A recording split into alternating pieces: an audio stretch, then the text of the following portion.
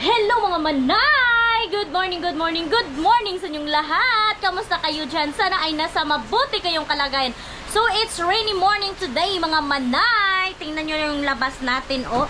Sobrang lakas ng ulan mga manay at yung panday natin na isa ay hindi nag-duty kasi daw sabi ng kasama niya ay nagbaha na daw sa kanila. So, yung kulang foreman mga manay ang andito. So, ang ginawa na lang niya ay gawa-gawa ng mga rihas-rihas para sa tubo sa natin, poste. Gumawa na lang siya ng poste para dyan sa sa kilid ng bahay namin yan, oh, sa mga bangag-bangag ba. So sobrang lakas ng ulan at saka kagabi lang to hindi pa nagundang ba, hindi pa to tumirik.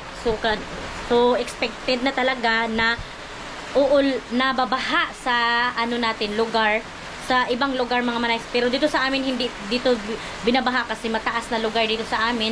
Pero lang doon sa mga mababa na lugar doon sa San Francisco kasi napakababa doon sa ibang lugar mga manay, basta ganun. At saka doon din sa amin hindi din mabahaan. So thankful tayo kasi nasa area tayo na mataas pero umuulan pa din mga manay. So keep safe palagi sa mga kababayan natin. Palagi kayong mag-ingat at magdasal na safe tayo palagi at sana ay ingatan tayo sa ating sa ating paglalakbay dito sa mundo. Charis! Mga may, so by the way, ang update natin ngayon ay ayan, kinuha na dito yung mga gamit ni Mr. kasi na dito, gigibain na tong kusina namin mga manay.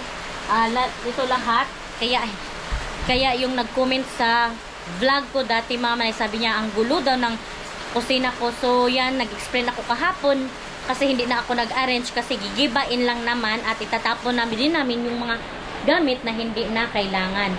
Kung nakikita nyo, sobrang gulo talaga dito. So hindi ko na lang i-flex kasi itatapon lang namin at hindi pa kami nakapag-arrange ni Mr. So ayan yung gamit mga manay na ito na yung ni Mr. yung mga pwede pa magamit. So nilagay niya dito. Ay, ito pala yung mga gamit mga manay na itatapon na. So nilagay ni Mr. dyan.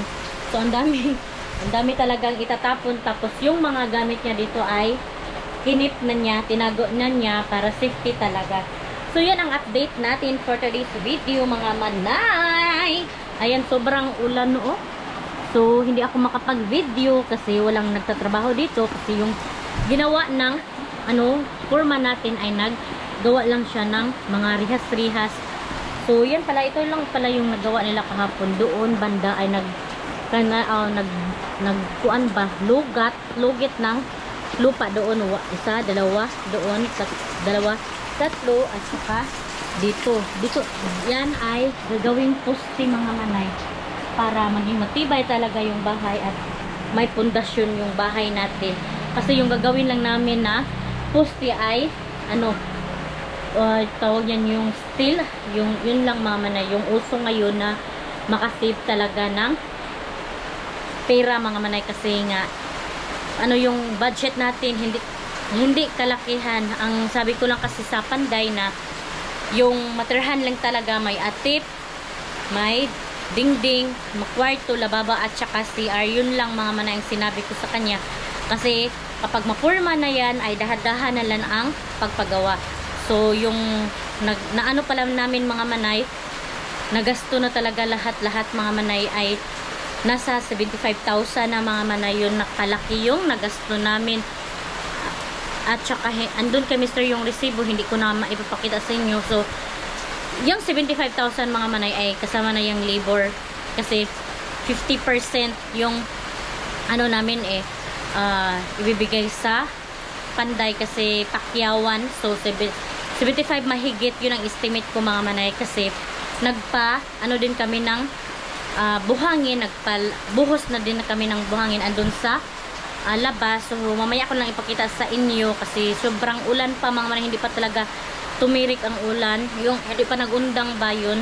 So nasa 75 mahigit na yung nagasto namin. So ilagay natin 50,000 na yung mahigit yung nagasto namin, tapos 25,000 yung labor. So kasi 50% kasi yung labor sa materials. Example, kapag 50,000 yung materials ay sa kanila ay 25,000. So pakyawan kasi mga manay, at hindi kami arawan ganon, hindi kami nagsuldo ng araw-arawan para hindi matagal, kasi mas mabilis kasi ang pakyawan kaysa mag-araw-araw mga manay, ay yung arawan ba ganon. So yung inadlaw kung sa Bisaya pa. So yan, pinakyaw namin mga manay para madali yung bahay namin, kasi mas madali kasi ang pakyaw kasi kaysa inadlaw. Yun mga manay ang point natin. So ganyan nakalaki din ang nagasto namin, kasi 1/2 na ng materials ang nabili namin ni Mr. So diba 1/2 na ng materials, kasi ang kulang na lang mga manay ay cladding, yung atip na lang, at saka yung plano din kasi namin na mag-ano kami dito ay simento lahat ang kusina at saka CR. Yun lang ang simento namin, pero yung bahay namin nakabuuhan, yung sala at saka kwarto ay cladding at saka half cement lang. So pasensya kayo mga manay kung dito tayo nag-vlog, kasi super ingay sa loob, may music, nagpa-music si Mr. at saka andun din yung mga bata nag-cellphone. So madami tayong masagip na mga music, so makapiright na naman tayo. So dito tayo ngayon sa kusina, kasi wala din makarinig sa atin. So thank you so much sa lahat ng mga nag-support sa akin. So plano ko talaga na araw-araw tayo mag-vlog, mag-upload para may kita kahit paano yan, kahit may kunting sense na papasok. Hindi ko na lang iisipin yung views mga manay. Ang akin lang ay ini-enjoy ko tong pag-vlog. So thank you so much kay Mami MD, sa alam kong andyan ka palati na nag-support sa akin at nanonood, at kay Ate Emily, Ate Maricho, kay Ustong TV, kay Lulin, kay Cindy, at saka Ate Grace Perma. Sila yung palaging andyan na nanonood, at kay Ate Virginia din pala, nanonood din yan siya sa akin. So shout out sa ating lahat, and thank you so much Mami MD, kasi nakatulong ka din sa amin, lalo na itong pagpatayo ng bahay namin, kasi yun nga, yung nagpadala ka sa amin, may sinisave din ako na pera, yung mga pinadala mo sa akin para makapatayo tayo dito, kasi mayroon din kang counterpart sa bahay na to. So at saka kay Mr. kasi kami yung nag-save para makapatayo dito sa bahay. So idahan-dahan na lang natin yung pagpatayo para talaga hindi masakit sa bulsa, kasi kapag hindi idahan-dahan, walang budget mga manay. So ang na lang, idahan-dahan na lang, kapag may pera na papasok, o di itatrabaho na naman. Yun lang mga manay. At saka gusto ko talaga din na maging okay din yung bahay natin, kahit simple lang pero maganda sa loob. Yun mga manay. So thank you so much. At saka mamaya kita ko sa inyo yung buhos doon sa likod na mayroong mga buhangin, at saka yung sabi ni Mr. na ngayon daw i-deliver yung mga hollow block. Yun, kaya hintayin na lang natin yun na tumirik din ang ulan, kasi sobrang lakas ng ulan talaga mga manay. Hindi siya umundang, hindi siya nag-stop pa. Kagabi lang to. So ingat-ingat po tayo, lalo na sa mga malapit sa mga suba, sa mga sapa, sa mga ilog. Yun, ingat po tayo, and God bless lahat. So hello mga manay, magpayong tayo mga manay, kasi ipakita ko sa inyo yung buhangin na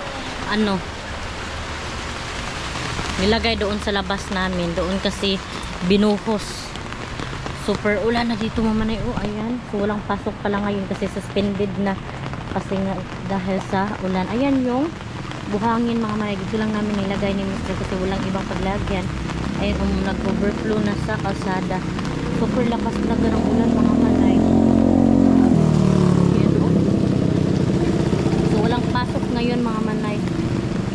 At saka ayan yung kilid namin mga manay. May ganyan kasi birthday ng Vice Mayor ngayong March 2.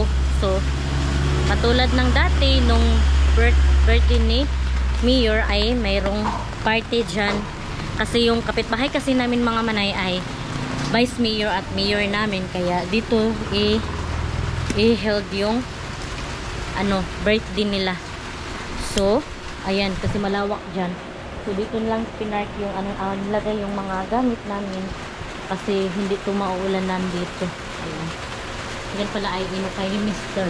Ayan yung plywood. Ito mga manay, para daw to sa layout sa namin poste.